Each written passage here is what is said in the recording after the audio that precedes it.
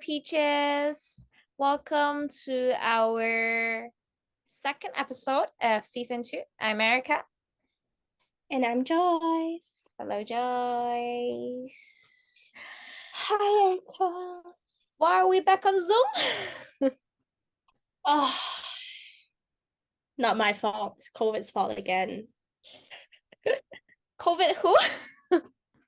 COVID who? COVID who? As you all may not know, Yeah, we don't. I unfortunately caught COVID. What such old news. I told Erica just now, what old news? Who cares anymore? Nobody cares about COVID. Like, why are you still here? But you're here. You and I happen can't to wait. be like one of the last few visitors that COVID still yet to, come across. So I know. it's like I'm like, knock I'm knock. just 3 years. I'm just 3 years late to the party, and now I'm finally in the party, and I'm like, oh yeah, what's up? Yay, congratulations. But I'm grateful. I'm a little tired, but I'm grateful that I didn't caught it too bad. And I guess the wave now is starting to be less, I guess, severe to people's bodies. So I'm grateful for that. But yeah, if I have to rate my week right off the bat, it'll be a 2 because COVID. Well, I don't blame you. I remember how it's like when COVID visited me. Thanks to J.K. Rowling for creating Harry Potter to keep me entertained. I think I mentioned in one of our earlier podcast episodes. Yeah, I remember you said you watched a lot of Harry Potter during COVID.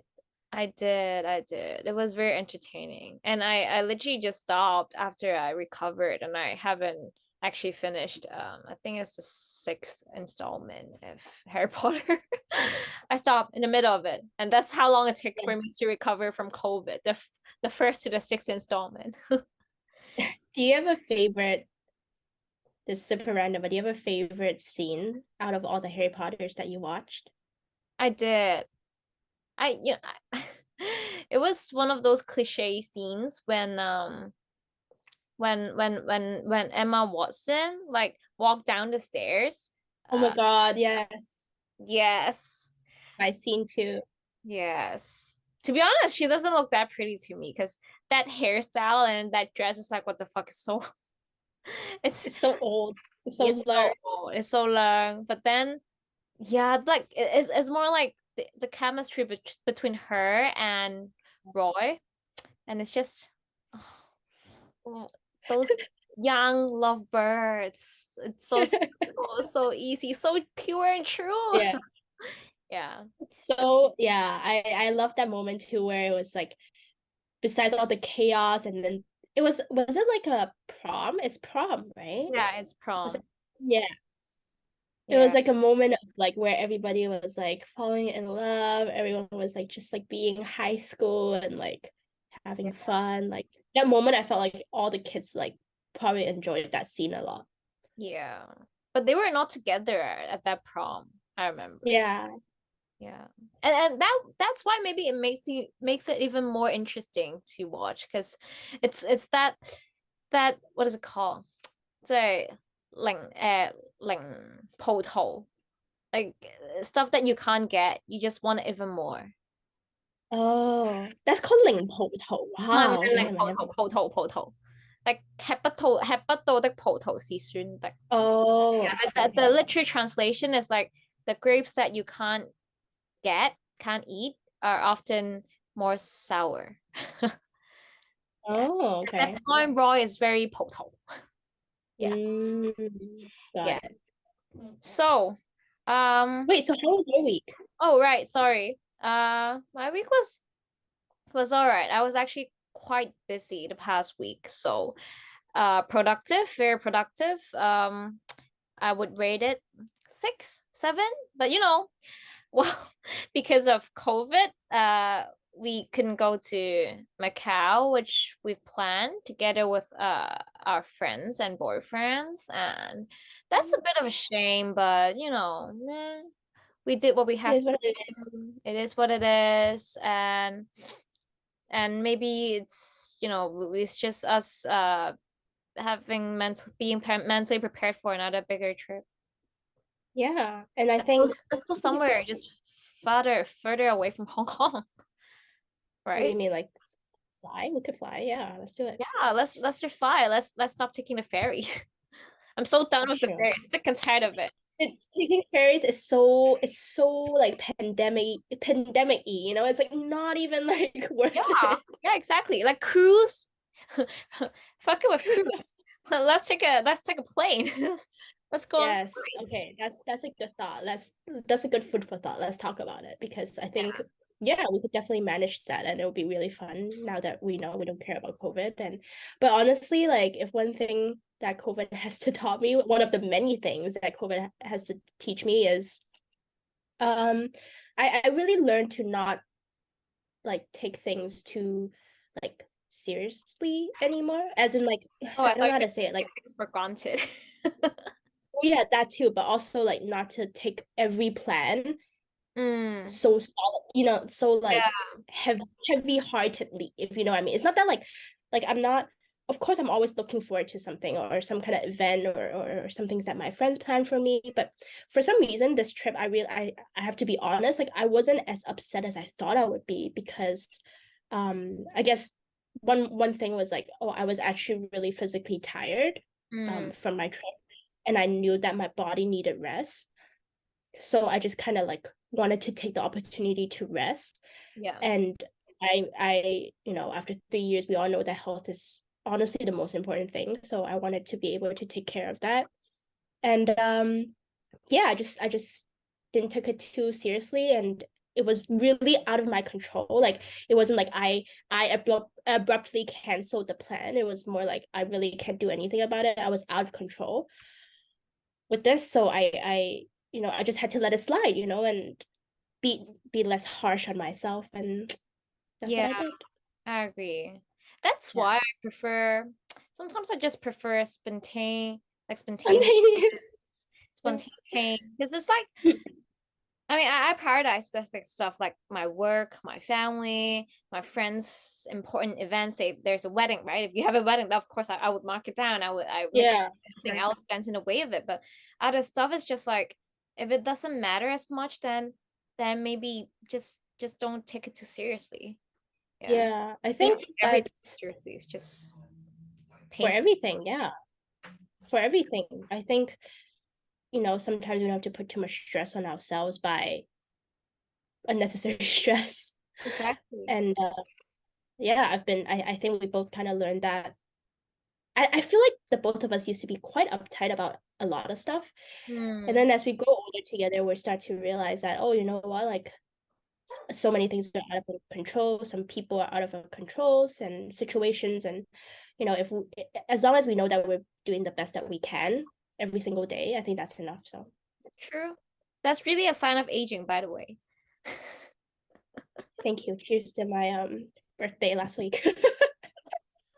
Happy That completely aged. birthday! Happy birthday to you. Yeah. But yeah, I'm excited for today. And do you want to kick us off by sharing your philosophical cue of the day? Well, you know what? That comes from a saying, Cantonese saying, Mm. which I quite strongly believe in it. So my question is, do you think humans can change their behaviors if given enough time? I'll give my take first, okay? I don't think so. Okay. I don't think so. I really Wait, don't. sorry. You don't think humans can change their behaviors at given time? Okay, why? Because I mean, you can modify your behavior a little bit, like maybe the way that you express something, but deep down, sorry, if maybe you can modify your behavior, but you cannot change your mindset. I think. Okay. So Now, it's a yes and no to this question because the question has changed the behavior, right? yes, that's true. Yeah, so I mean it's more like a personality thing and it's Yes. like rooted. So even if given enough time, I don't think you can. I mean, if you're still a teenager, maybe you can, but like people of our age and older even, it's Yeah. it's hard. It's really, really hard. Yes. And I don't think it's something that can be changed with time, but it's more like if there's like a very like a huge change in your life, say touch wood, like you're like declared bankrupt or like you lost your beloved ones in an accident, then that kind of stuff maybe you change your behaviors. But otherwise, time itself, I don't think it's gonna really change much about how you really think about something. Yeah. Mm. Yeah, I agree with you. Yeah. Well, yeah, I agree that what am I agreeing to? I'm agreeing that time can really change mindset, but I think you agree the same, right? But you agreed that time could possibly change behaviors. Time, That is yeah, time cannot that is change different. mindset, but can change behavior, maybe. Yeah, it depends on the mindset, right? But it also where am I trying to get at? Like, say for like a so okay, let's put this situation to this is human, right? I was gonna say like let's do it. Let's put a situation to like, if it's a dog, then yeah, for sure it does because conditional training does change them, right? Like Yeah. if you're trying to ask them to do tricks and stuff, you just have to reward them with treats and reward them with food, and they will do change their behaviors over time and over training time, right? And that's okay, so let's also give an example to human. I'm trying to find an example to human. Say, yeah, but it's all rooted from your mindset, right? So say like if I, Joyce, wants to do well, really well in dancing, right? If I want to be able to say go on a competition level of dance skill and dance techniques, right? Um, I myself would have to change my behavior over time. How do I change my behavior? I would have to go through intensive training. I would have to um kind of prioritize dance. I would have to probably lose my job and focus entirely on my career as a, dance teacher or whatever. So but that's all rooted in the mindset. So Yeah. it depends. Yeah. Yeah. You know what I'm trying to yeah, good example, right? that's a very good example because Because if my sorry to add on, so if my other mindset is okay, no, I don't need to go to a compete level, which is where my mindset is. Oh, I just love dancing, right? yeah. Then no And matter the how mindset much stops. time it's spent, Yeah, it's probably not gonna change anything. exactly. The behavior or the result of my dance is probably going to stay very static, right? If not maybe a little bit improvement, but it's not going to go like this, like the mindset A, right? Mm, So it's all rooted in the mindset for this answer to be yes or no. Yeah. yeah. Yeah. I agree. Cool. It's a good question. Thank you for Yeah. putting that. Yeah, it's just I don't know because I feel like it's one of my 口头禪，因为相對定發音 it's just I kind Really of always judge people based on that. So, oh, sure, interesting. it's how it is, right? It's how people are brought up to be, it's how they are since they're a kid, and so how do you expect them to change right now, right? Mm. Yeah, so getting into today's topic, I think that's quite interesting and probably everyone knows a little bit about it. Mhm. And everyone has at least, well, according to my research, at least, if you are a subscriber of Netflix, apparently 60% of Netflix subscribers have at least watched one Korean drama on Netflix. Wow. That's an That's interesting that's study. huge. Yeah, yeah. I mean, That's like, huge. yeah, really. Of course, like Western dramas, like American shows, that's like the majority. But other than that, not all foreign shows in foreign language uh are accessed by the subscriber base, right? And so Korean Mm-hmm. shows is huge, and Mm-hmm. because the two of us have been more Binge getting watching. more into Korean shows recently, so I think yeah, I just kind of want to talk about Korean culture in general. Yeah, I think this topic just kind of really came naturally for us because, of the situation that I'm in. I started to pick up on Korean drama again, and I don't regret it a single day, a single second, single minute. I don't regret it. I'm like head first dived in, and then I'm obsessed with it the whole ride.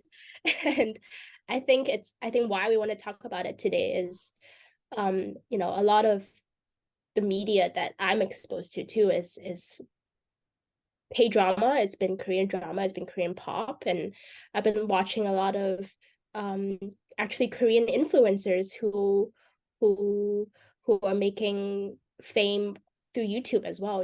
So Oh I think it's yeah, like Sophia yeah, Chang, Chang, Jem, what's her Xiao name? Choi. Sure Choi.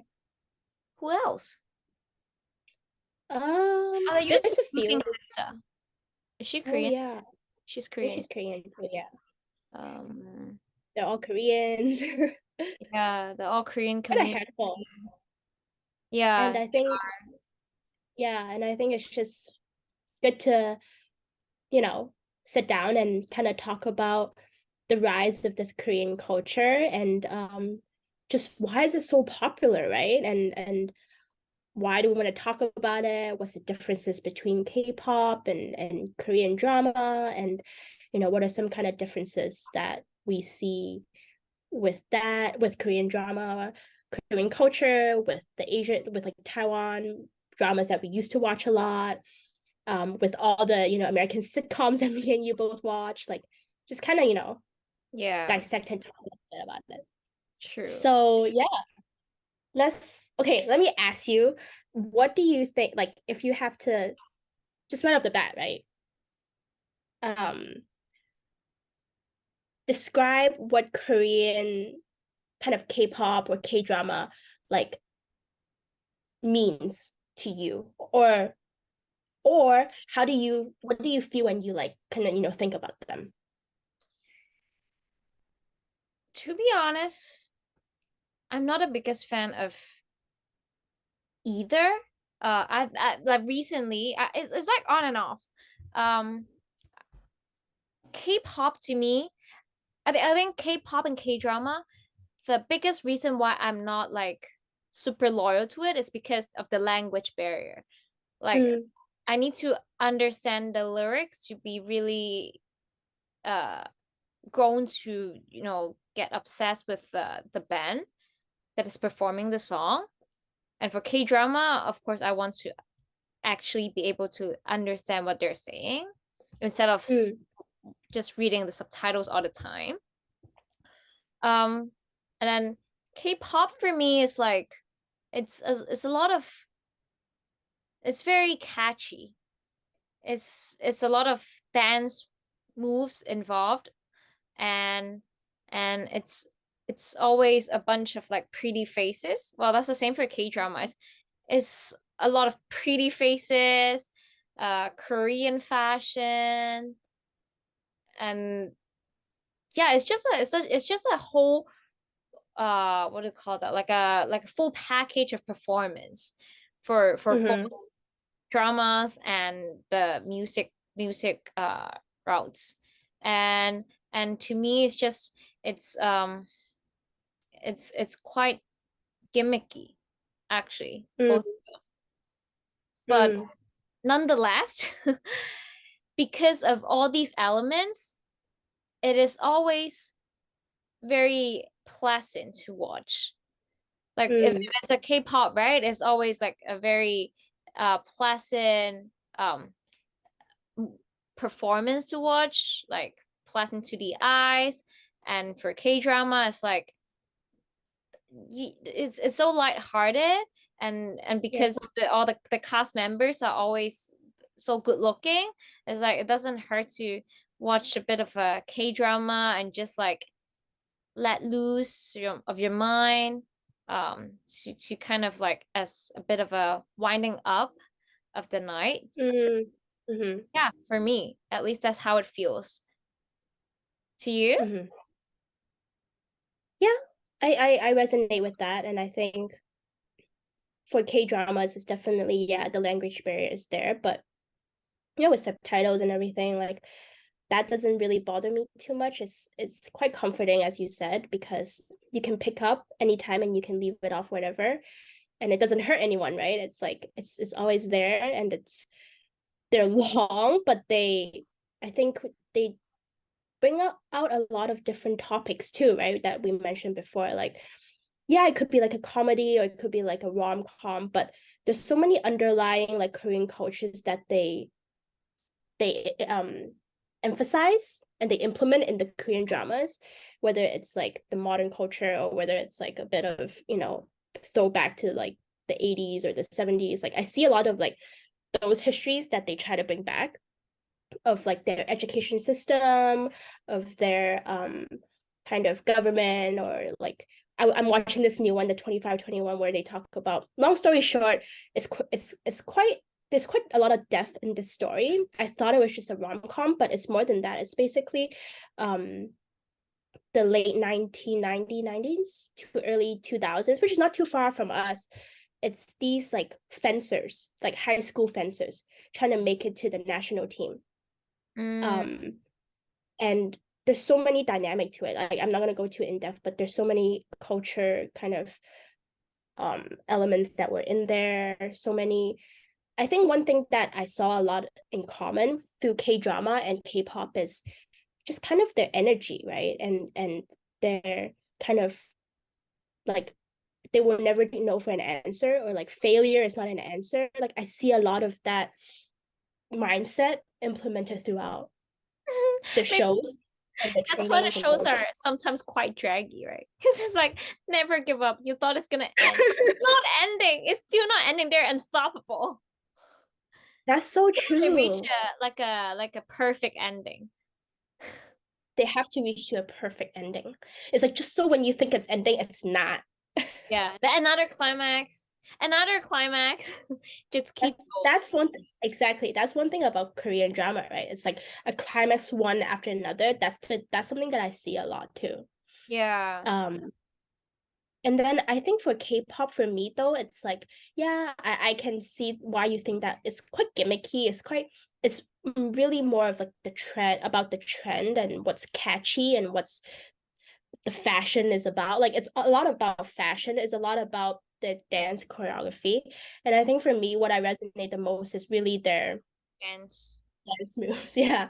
Like that is like, K-pop is probably one of the most dance focused, driven um culture, like music culture, that implements dance so much compared to all the other rest of, the music country cultures that we see. So yeah, I think that's why it resonates so much. And doesn't mean that I'm obsessed with all of the bands, but it's interesting to see, how bands we talked about, like BTS, Blackpink, they are actually global phenomenon, right? They are. I mean, I still can't Crazy. believe how They're big playing Coachella. they are. Yeah, and they're They're huge. the head, what do you call that? Headliner? No, head. Yeah, headliners. One of Yeah, the they're the headliners. headliners this year, right? Yeah, It's crazy. twice a year. Twice already. Like this is their second time in Coachella. It's crazy. I mean, but this time it's a headliner, so it's even bigger. Yeah, yeah, yeah. It's gonna be bigger. I mean, It's just think crazy, about right? like the amount of money that they both get from like this kind of shows, like the amount of money that they get from all the foreign performances. It's crazy. I Yeah. mean, I was reading, I think I saw another article the other day. It's about this like maybe someone took a picture of what's her name, Lisa of Blackpink, and then somehow it just showed that the picture, her in the picture was like was taking out her credit card from her wallet, and that credit card happens to be one of those limited credit cards that are only issued to like the top 10 or 100 richest people in Korea. And it's not, Mm, it's not even about the money. It's not about rich or not. It's about the status. Like top one of the top 100 most influential Koreans that can be issued that credit card, and she has that. So yeah. it's crazy. Think about a 20 some year old, I mean, if you put it in a simpler terms, it's like a local girl band, female band, Mm-hmm. Mm-hmm. performer who got issued Yep. this card. It's Yeah. crazy. That But you know says a what lot, right? yeah, what they really did well, I think, is that they tried to when they form these bands, it's it's layers and layers of careful like consideration, Considerations. calculation put into it. Like first off, I mean, the faces, right? The appearances being kind of perfect. That's a given. But thing is, they try to make it super. They try to diversify it. Like they have to have like one from Thailand, one from like Australia, Australia. or maybe they all have a bit of a Korean ethnicity, but they speak perfect English. And then one is like the lead of dance, one is like the lead of singing or something. It's it's a business on its own, right? It's Yeah, yeah, for sure. they really thought so carefully about it. And that's It's why it's so that's why they're guaranteed success, right? Because success. it's they are they are calculated profit making. They are a profit making business, right? And it's not just what you see like on the screen, but it's like I think it's interesting that we find that, oh, why are they doing so much? Like, why are there everything is so out there, right? It's like their music, their melody, it's their fashion, it's their dance. Everything has to be like a wow moment, and that's why there's so many people who like it, because people can gravitate to maybe, their melody, or maybe some of people like me like gravitate towards their dance. Like Yeah, there is so it's like so many different kind of elements that you can enjoy, that there's enough room for people to enjoy, a K-pop band, because there's also so many people in the group too, so you have to like someone. exactly. It's like And you would definitely find something in this group, in this performance that would at least appeal to you to watch for another 10 minutes yeah. and another 10 minutes. And then it's unstoppable. Just like them. Just like them. And we talked about I wanted to quickly touch on their kind of like failure is not an answer kind of energy that we briefly talked about. Yeah. I wanted to share you this news that I feel like I'm just like sharing you like K-pop news now. Yeah, For this enlighten talk. me, For please. Actually, I really don't know much. this one's interesting. Like okay, so basically, YG, right? YG Group and SM Group. They're the biggest Korean music agencies, Yeah. right? Or in the world actually. So YG is Blackpink belongs to YG. And so long story short, there's a new girl group coming up called Oh, Baby Monster. oh shit. I was gonna say new jeans. I thought they're new. Okay? I mean, they're new, but not new jeans. Okay. Let's talk about new jeans, because I'm obsessed with their song. I know you're obsessed, so I thought you're gonna talk about them, but Yeah. yeah. Um, What they're anyways, baby monster? Baby Monsters. Why are they called Baby Monsters? They're legitimately teenagers. So they And the are messed up, child slaves. ooh, if you put it that way, damn. Well, It's just another baby monster equals to baby grew to be child, monster grew or deteriorate into slave. So you know, when I you mean, try to balance it all. anyways, I'm not here to criticize whether there are, that slaves or not, but I think they're willingly trying to, like, they're willingly auditioning for these parts, right? Like, it's not, they're not forced into it. Like, I could tell they desperately want it through their documentaries and YouTube videos. And long story short, it's a group of teenagers. They're trying to debut as, a girl group, just like Blackpink. And there's like 6 or 7 of them. They're starting to debut like on YouTube. Like YouTube gave some teasers of them like individually singing about like their training days, training times and stuff. And they just announced the news where the director or like the founder of YG decided that, oh, you know what, like 6 or 7 of them is too much. Let's cut it down to the best of the best. And you know So they're cut gonna it down. wow. So they're gonna kick some people out after like Yeah. right now after they have already Yeah. debuted. Wow. No, they haven't debuted it yet. Okay. Pre teaser debut. Oh, Like, okay. oh, this is like, it's like, oh, this is Erica, this is Joyce, this is blah blah blah, this is that. Anyways, this is all the girls you see, but you might not see them ever, some of them ever again, like that. Wow. That's And hot. that's like the first time ever. And it's going like the internet's going crazy apparently. Like YouTube, I read some comments, people are like really against it. Some people are like, wow, how can you do that to them? Like, they've been training for years and years, like these are their dreams and stuff, they're only teenagers, all that stuff, right? So I just wanted to share that yeah, this industry is quite intensive, I can tell, because Very intensive.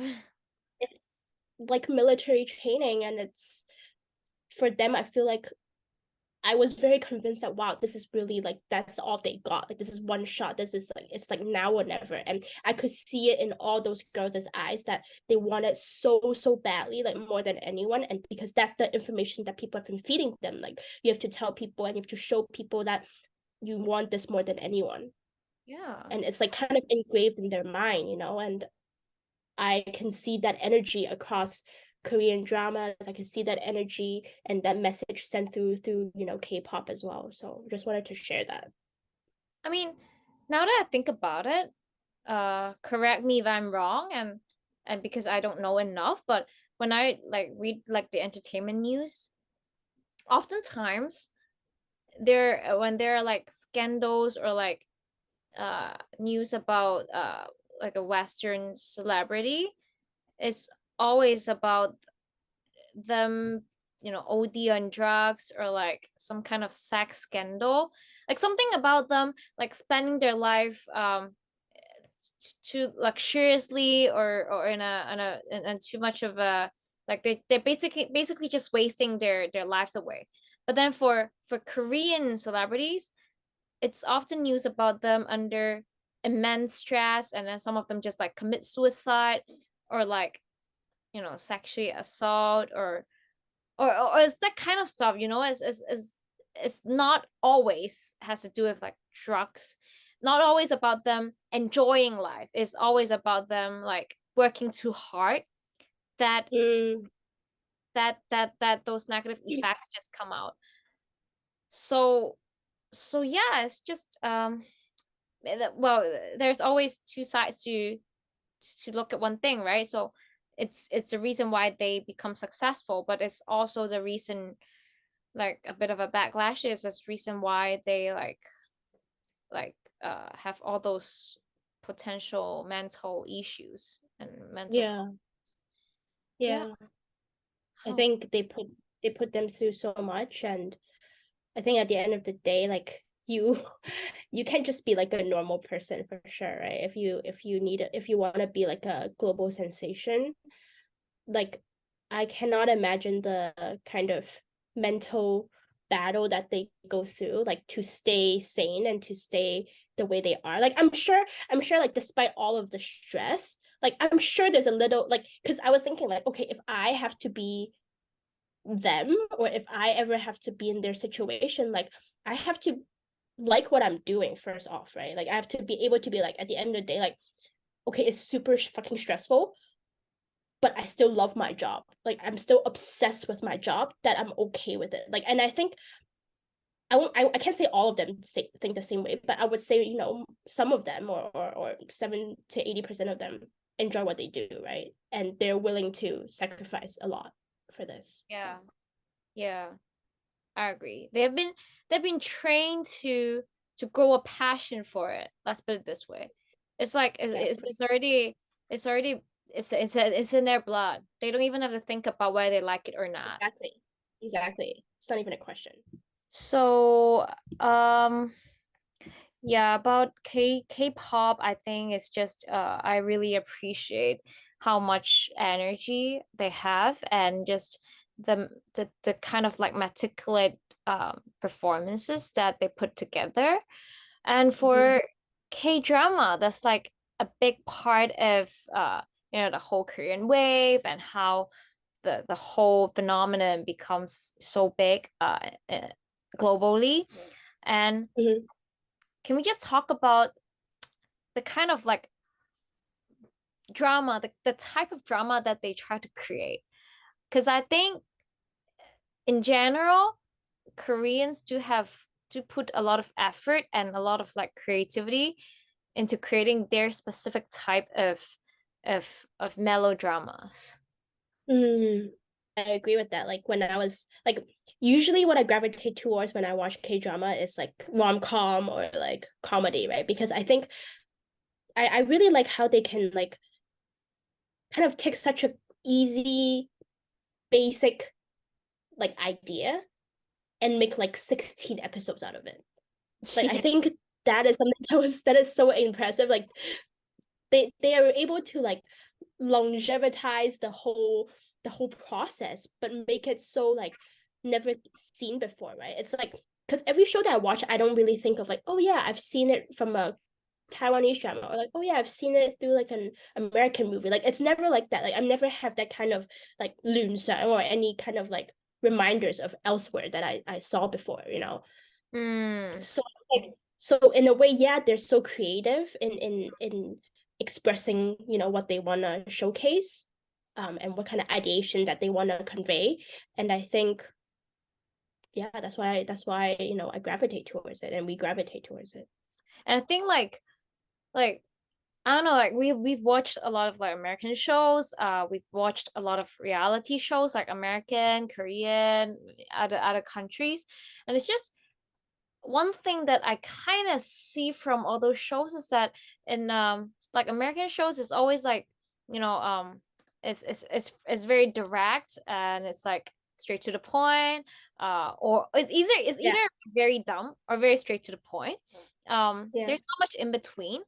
And even for the reality shows, right, is well, because most of them is yeah, it's either super super chill, or if it's like, say, like, I don't know, perfect match, too hot to handle, bachelorette, all of them is like they escalate from 0 to 10. There's not a lot of like conversations, dialogues involved in it, but Koreans, they try to make it like really authentic, and and mm, there's a lot of like emotional expressions, and maybe that's why people tend to gravitate towards those as mm, a bit of a light-hearted watch, because it could be relatively like more relatable, more like easier to watch, and you feel yeah, like you are actually like with them and witnessing the whole process, instead of some edited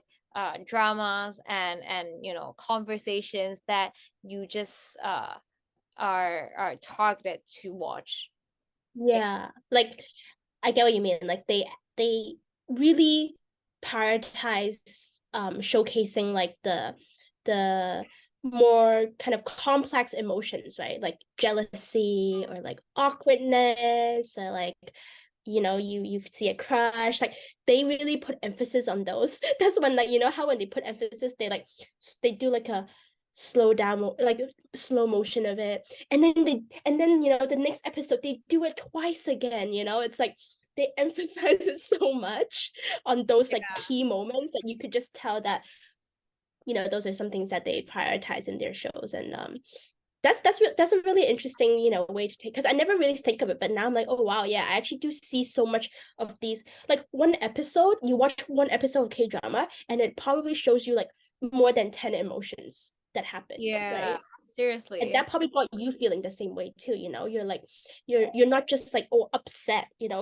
but you have all these, you can justify why you're upset Yeah. because of ABCD reasons, right? Or like episode 8 gave you that flashback to now. So it's like all these like triggers, which Yeah. is amazing to do as an art, for That's sure. why it's called that's why it's called melodrama. It's like it's very, very mellow, but it's that thing. You like it, you like it. You don't, if you just you are a person with very, very low patience, then or me who's relatively not as impatient but also not very patient, then I tend to watch it on 1.5x.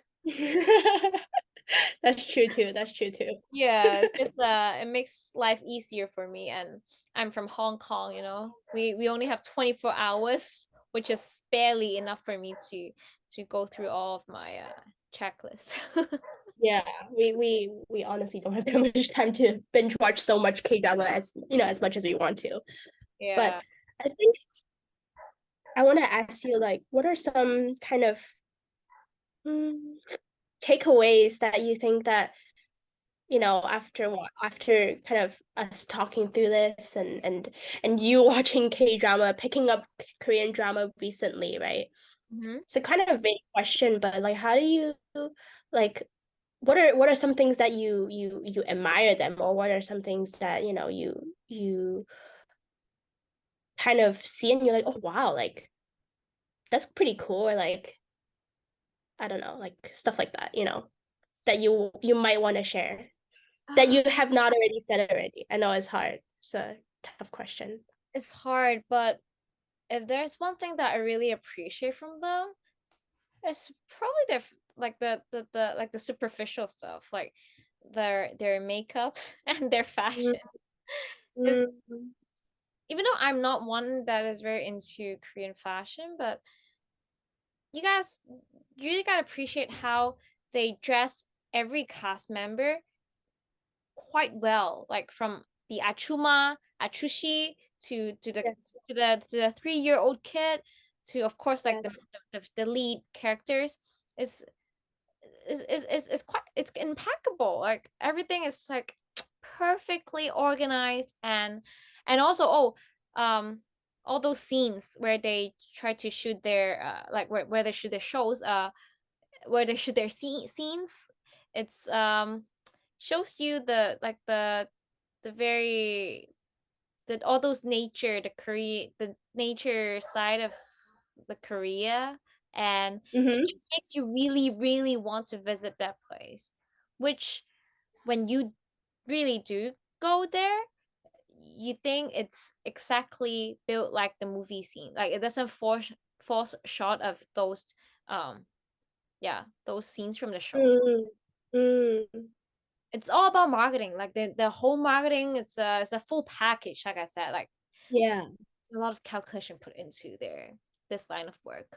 Yeah, I agree with you. I think one point that I would like to add is, like we said, but we touched on a bit earlier, that like they they show a lot of their kind of more complex emotions, which is like jealousies or like anxieties. And it's not just you're happy or you're mad, right? There's more underlying kind of very relatable emotions. Yeah. Yeah. And why I like watching K-dramas now that I think a little bit deeper, is because I am able to resonate so much with the characters in the Korean dramas, because I feel like, oh wow, that looks like they could be my friend too. Or I feel like I'm really touched by their emotions, and because they do it so well, right? And that's why um they're so successful, and Mm. because they're so relatable and they resonate with your daily life too and your internal struggles too. Yeah, that's true. And after all, I mean, like, um, it's still an Asian society, right? So it's like stuff that Yeah. happens in their society is more likely. I wouldn't say it wouldn't happen in any other countries, but it's just more likely to happen in Hong Kong as well. Say, Mm-hmm. what I was watching earlier, the Crash Course in Romance. You thought it's just a rom-com, but again, it talks about like how the tutorial classes, how like their tiger parents only care about getting their kids into college and completely neglecting their mental health and stuff. It's just these kind of stuff also happen in Hong Kong quite often and still is happening Yeah. right now. So yeah, I'm just glad that they have their own way to like bring out all of these issues to at least I'm not sure how much influence they would have on and the people who are concerned, but it's one way to at least to bring it into light to let people know about, be aware, to grow the awareness on these kind of problems. Yeah, Mm-hmm.